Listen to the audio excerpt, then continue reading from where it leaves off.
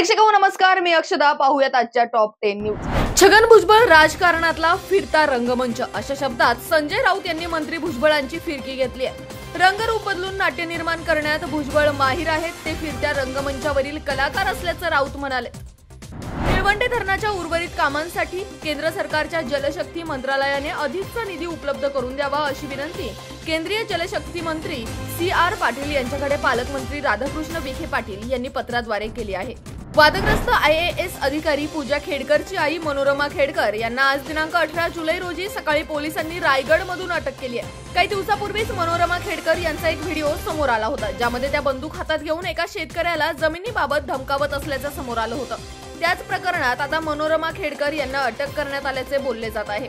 आगामी विधानसभा निवडणुकींच्या पार्श्वभूमीवर सर्वच पक्षांनी बैठकांचा सपाटा लावलाय. यात महाविकास आघाडीमधील घटक पक्ष असणाऱ्या शिवसेना व शरद पवारांच्या राष्ट्रवादीच्या नेत्यांमध्ये आगामी विधानसभा निवडणुकीच्या अनुषंगाने जागा वाटपासंदर्भात एक बैठक झाल्याची माहिती समोर आली आहे. त्यामध्ये ठाकरेंच्या शिवसेनेने मुंबईतील 36 पैकी किमान 25 जागा लढण्याची रणनीती आखल्याचे बोलले जात आहे. उत्तर प्रदेशातील गोंडा येथे मोठा रेल्वे अपघात.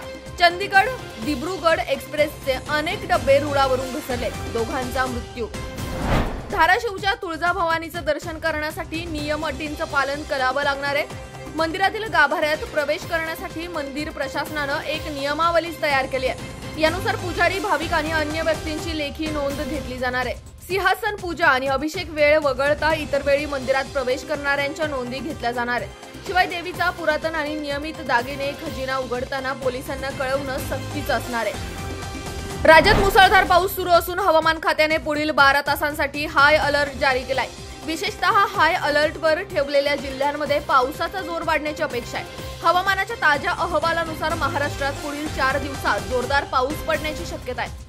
17 जुलै ते 19 जुलै या कालावधीत राज्यभर मुसळधार पावसाचा इशारा हवामान खात्याने जारी केलाय. काल पावसाचा जोर थोडा कमी झाला असला तरी येत्या काही दिवसात मुसळधार पावसाची पुनरावृत्ती होण्याचा अंदाज हवामान खात्याने वर्तवला आहे. महाराष्ट्र विधानसभा निवडणुकीच्या पार्श्वभूमीवर आज मुंबईत भाजपच्या कोअर कमिटीची महत्त्वाची बैठक पार पडणार आहे. या बैठकीला भाजपचे निवडणूक प्रभारी भूपेंद्र यादव आणि सहप्रभारी अश्विनी वैष्णव दोघेही उपस्थित राहणार आहेत. बैठकीत निवडणुकीच्या तयारीसाठीच्या रोड मॅपसह जागा वाटप आणि मित्रपक्षांवर चर्चा होणार असल्याची माहिती आहे. गडचिरोली जिल्ह्यातील जारावंडी पोलीस ठाण्याच्या हद्दीतील वांडोली जंगलात बुधवारी झालेल्या चकमकीत नक्षल कॅडरचे मोठे नेते ठार झाले. त्यांची ओळख आता पटली आहे. यामध्ये 7 पुरुष आणि 5 महिला नक्षलवाद्यांचा समावेश आहे. ठार झालेल्या सर्व नक्षलवाद्यांवर तब्बल 300हून अधिक गुन्हे असल्याने 86 लाखांचे बक्षीस होते. गडचिरोली पोलिसांच्या C60च्या 7 तुकड्यांचे जवळपास 200 जवानांनी हे अभियान राबवून नक्षलवाद्यांचा खात्मा केलाय.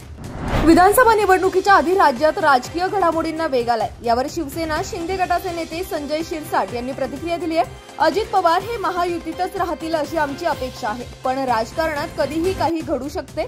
यामुळे नेमकं काय घडेल हे पाहणं महत्त्वाचं ठरेल, असं संजय शिरसाट म्हणाले.